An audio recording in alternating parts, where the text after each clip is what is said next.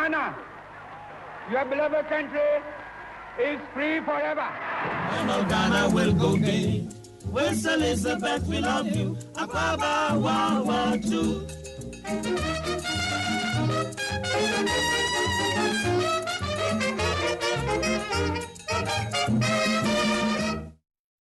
Hello, good morning and welcome to the program. Tomorrow is Independence Day, so happy Independence Day to you in advance. Last year I took you to the cell where Osajifo Dr. Kwame Nkrumah was held and showed you a bit of old Accra. But this year I thought it would be nice to bring you to his memorial park. And very soon I'll be joined by our tour guide, Mr. Osman, who's the director of this place, and he'll be showing us some interesting sights. So stick around and enjoy the show. Freedom! Freedom! Freedom! May God bless you. I'm standing by some vintage Cadillac and Mr. Abubakar Isa Osman. He's the director of this place. And sir, thank you for joining me today. Thank you. You are welcome. Yeah, thanks for having us. First of all, I want to find out from you, how does it feel working close to artifacts that belong to one of the greatest leaders this country has ever had? In fact, Ghana history cannot be written without Nkrumah. After that one is a fact. Of the big six, politically, he's made the biggest impact. Of course, they all had their advantages where academically, you will find out that Professor Buzia stands out. The legal aspect is Akufo-Addo and then J.B. Dankwa. But politically, Nkrumah stood above all of them. Definitely, he being the first person to declare independence for Ghana, his legacy lives on. He lives on. Okay. So today, you'll be giving us a tour. Yes. But we'll start with one of the official vehicles of the first president. This is a Cadillac. It was made by General Motors of the USA, but sent to Bulgaria for bulletproofing. So it's bulletproof? Yes. Wow. And it's still working perfectly. But unfortunately, because of the nearness of the park to the sea, taking its toll.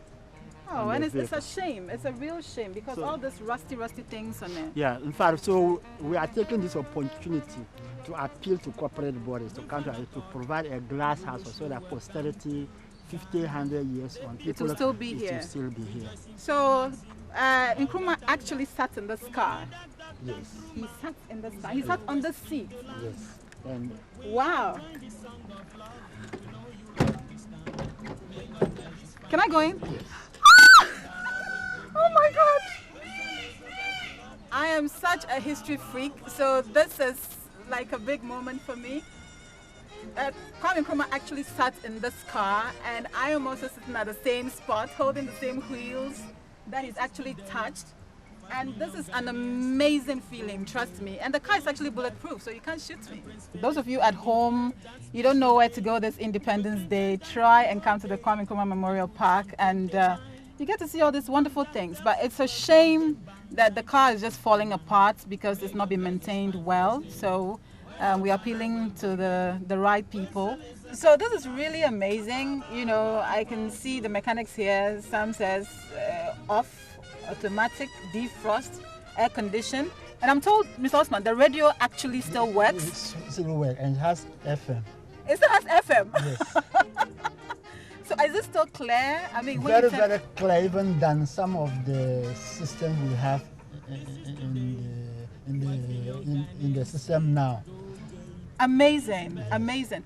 And what is interesting is that Mr. Osman here is wearing a replica of the smock he wore to declare independence. So yes. I feel like Nkrumah is in this car with us today. This is so amazing. But why is this car not in a glass house as we're speaking right now? For now, in fact, we are unable to explain the circumstances. However, during the centenary celebrations, Cabinet approved the budget. The Cabinet approved, included the glass house. But somewhere between the approval and the release from finance, we don't know the challenges that came on. And then the glass house was not provided. Okay. Yeah. The car is deteriorating badly, so we are hoping and appealing to the powers that be so that this car be moved to the appropriate place or be housed in the appropriate condition so that generations to come can also see it, right? Yes. I'm just picturing who might have been in the back seats when he was driving. He was. He never drove himself. You know, Oh, so I'm actually sitting in the driver's place. Yeah, driver's seat. And then, you know, he was at the right. At the right. So he will be here. He will be here. Wow. Yeah, and who will be here? Maybe his bodyguard. His bodyguard who always get down first to open the door for him. Thank you so much. Thank you so much. We are going to some other places to see some more wonderful things in the Memorial Park. So stick around with me and enjoy the tour. To the lowest in the land, we all join the song of love. We know you'll understand. May God bless this fine Thursday, when all Ghana will go gay. West Elizabeth, we love you. So you can see in the background the horn blowers with water coming out of their horns in the background. Mr. Osman, what does that signify? What does it stand for? In traditional Akan culture, when an important person, especially a chief, died, it is the horn blowers that announce the death. So the horn blower actually announcing the death of Kwame Nkrumah. And the water coming out of the horn signifies that even though Nkrumah is dead, his works and their philosophy lives on. It means that is why people say that Nkrumah never dies. Oh, okay. And what we have here is a replica of the stand on which Nkrumah and his compatriots stood to declare independence on the eve of 6th March 1957. And it's here because come this Saturday, Ghana actors will be reenacting the Declaration of Independence. And the statue, where the bronze statue is standing, is the exact spot that Nkrumah, where this stand stood for Nkrumah to declare independence in 1957. So where the statue is the exact place. Spot, the exact place where this stand was for him to declare independence. I see. I think, and I'm told that in the olden days, blacks were not allowed. In fact, it was called Old Polo Grounds. It was for the Europeans who played polo. The only blacks who were allowed here were those who were keeping care of their ground and then taking care of their horses. Wow. Can I climb it? Yes, okay. You can try. On the mighty phantom from the Queen has come at last to Ghana from United Kingdom. May God bless us. Ghana, your beloved country, is free forever. So he actually stood here to say those famous words. Folks, if you are home and you've not been to this place, try and come here during the Independence Day celebrations. So at long last, the battle has ended and Ghana, our beloved country, is free forever. Is this why you take out the handkerchief and clean his face? Freedom! Freedom! Freedom! May God bless you. We have on the park some trees that were planted by dignitaries when they visited. They visited? Yes. I see. This mango tree was planted by Nelson Mandela when he visited the park. So we're still continuing our tour ahead of the Independence Day celebrations, and we're about to enter the mausoleum where he has been laid, his final resting place. So join me as my official tour guide for today. The director of this place, Mr. Osman, takes me. Usually we have 3 outlets for visitors. The opening on the right and the left is for ordinary visitors. Okay. But the middle is for VIP visitors to the park. So am I VIP today? Yes, of course.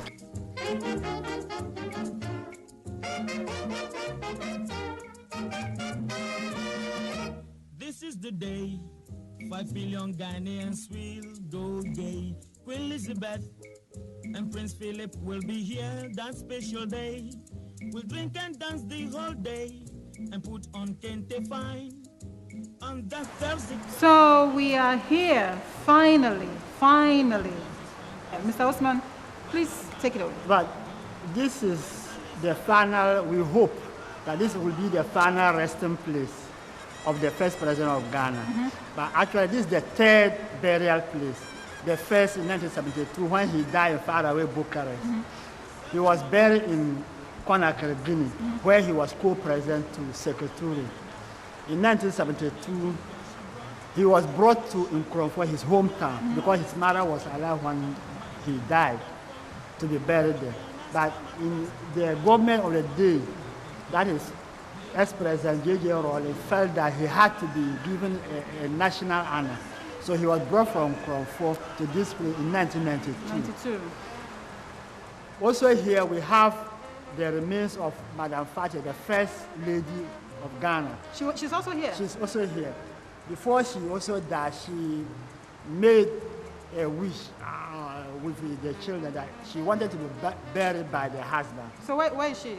She's also here. Oh, right behind us. Yes, right behind us here. When she died in 2007.